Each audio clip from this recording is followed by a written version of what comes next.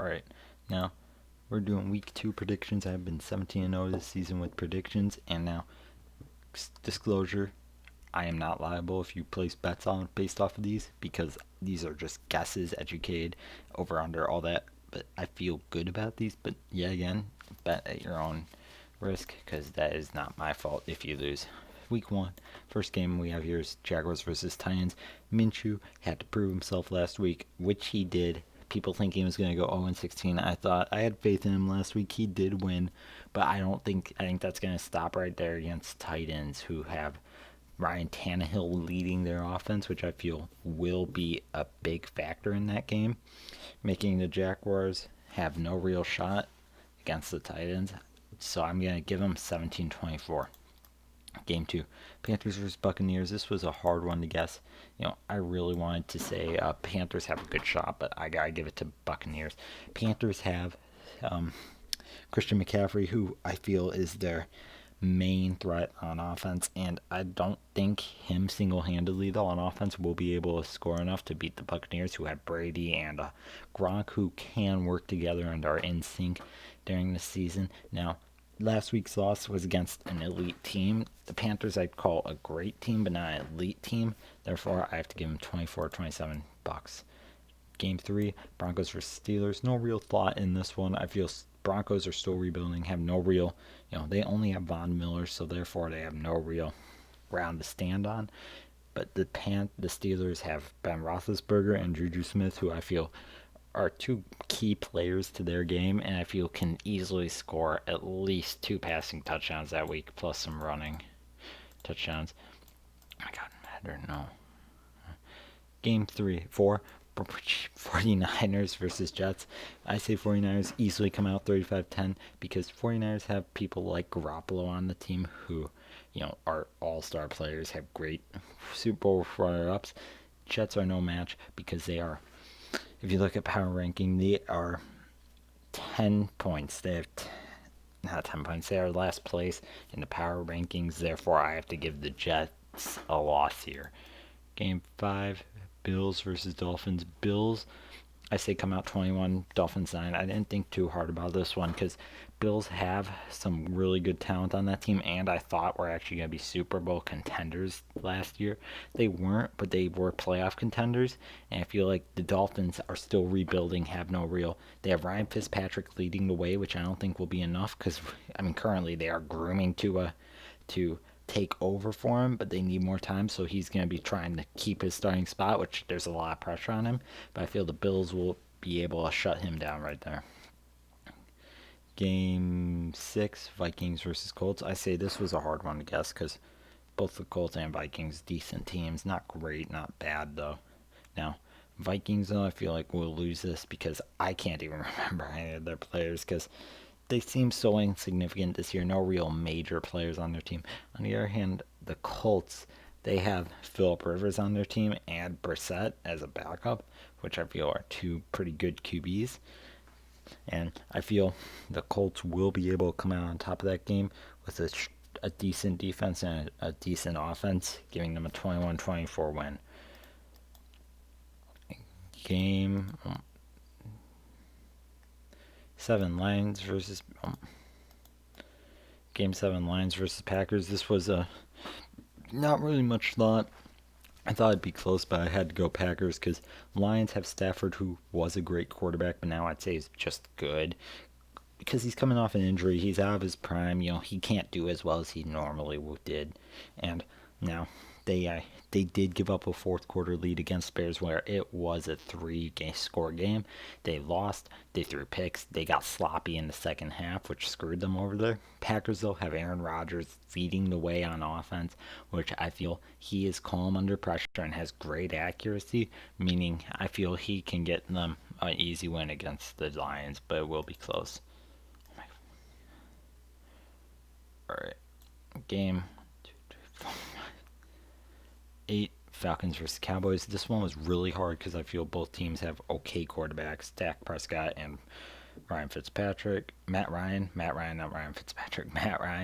and I feel like, though, Dak Prescott has more talent on the offense, just barely, but has more talent and will be able to make it downfield and win them only by a field goal, though. But they will win, which I feel is very important.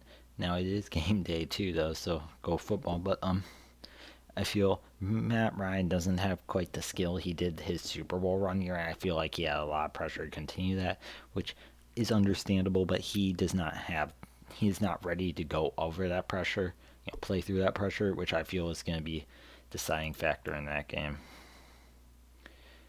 Game 8, Giants versus Bears. Oh my god. Giants versus Bears. Oh my fucking god. Giants versus Bears. Now, I say that the Bears will win 24-17 because the Giants have no real offense or defense. They lost Eli Manning. They lost a lot of their star players, which I feel like is terrible for them. But they should have known that was coming. And now, but I feel the Bears have some all-star players. They have Khalil Mack and Akeem Hicks leading the defense of rushing, which can get in the backfield. And I feel like they're going to get at least 3 sacks next game. 1, 2. And then they have Kyle Fuller leading their defensive backs, he is phenomenal. I would call him an all-star, even though you wouldn't know it from the Green Bay game last year where he dropped the game-winning pick. But he got them a game-winning pick against the Lions last week, which was at their own at the opponent's 27, which gave them the win. So I feel now on the offensive side, they got Tariq Cohen and Patterson leading the way through the rushing game, and they are both able to find holes and be agile throughout this game, and I feel they can get through there again. Now, Trubisky's questionable on my end. I agree. I think we should put Foles in to start and have Trubisky play backup because I feel like Trubisky does have a potential, but I do not think he has a potential starting spot quite yet. I say we give it to the experienced Foles, who won the Eagles the Super Bowl a few years ago, and I feel like we should just take Trubisky out, let him kind of hone his craft, and then after he gets to a point where he's ready, by the time Foles is about to retire, I feel like Trubisky should be ready to step up in his new role. Now, we have the Washington football team versus Cardinals. This one isn't that hard. Cardinals have Paul DeYoung, which I feel is a great player for them and will really help them out in the game against the football team. Now, it's weird not saying Redskins, but Washington football team doesn't have much of an offense or a defense, really, which I feel is their main problem. I feel like they might be able to score, but I feel the Cardinals will be able to outscore them, especially with the upset of the Cardinals versus 49er games. I feel like they're coming off on a hot streak, and they are ready to win.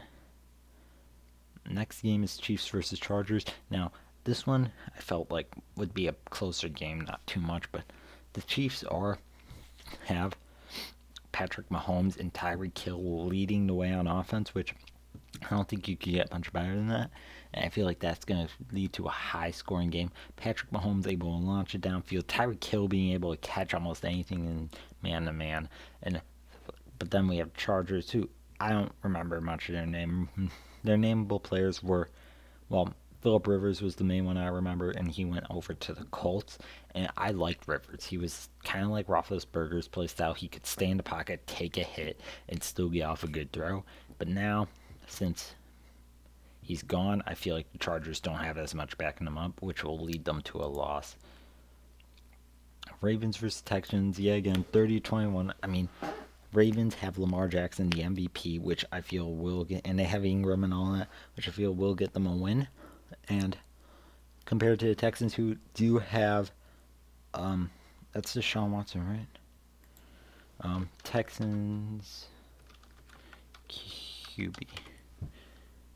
Yeah, it's Deshaun Watson. Deshaun Watson, I feel, is a great QB, great at staying in the pocket during pressure. It's great also being able to run, but great at being under pressure and still making them good throws, which I feel like will make it a closer game. But I feel like the Ravens will just narrowly beat them out by, not narrowly, but beat them out by 2 scores, 1 and 1 point. Technically, if you really wanted to say they got 8 and 1 and 1 point, but I feel like the Ravens will win that game, even though it will be a good, fun game to watch. Now, then we have Patriots versus Seahawks, which I feel will be 21-24 Seahawks. Cam Newton did great in his debut, but I feel with the Patriots, he still hasn't settled in, still doesn't know his role yet, and still has doubts about questions about how he'll do, the team, all that isn't quite built up with the team. Well, with the Seahawks, they do have, the Patriots have, not Amendola. They have Edelman, who's a great receiver, but I feel like they don't have the skills to beat the Seahawks, who have Russell Wilson, and with Russell Wilson, he's good at picking up on blitzes, getting out of the pocket, and either scrambling or throwing. Which Russell Wilson has so much refined talent that I feel like it will be close, but I feel like he'll just narrowly beat out the Patriots.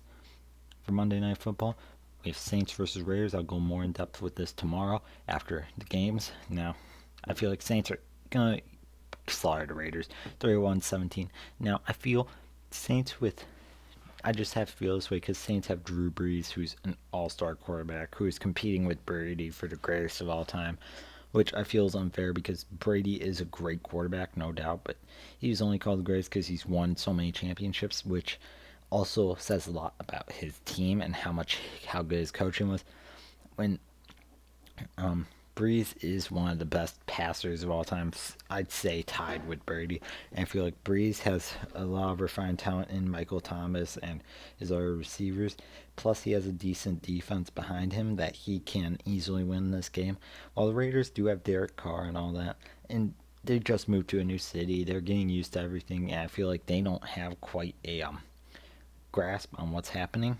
Now, if I had to pick a game of the week, I would probably pick the Patriots game, just because I feel like that's going to be a really close game.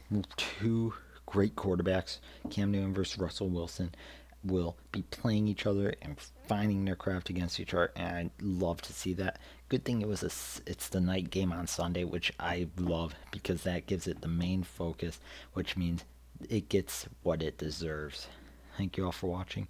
Now, if you want to see me more in depth, next week tomorrow I will go into Monday Night Football, and I'll also talk about how my predictions held up.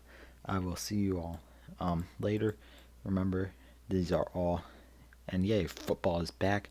We are less than 12 hours away from first game's kickoff as of recording this, and I'm going to be watching Bears. Comment down below who you're going to be watching, and we'll see how I do. Thank you all for watching.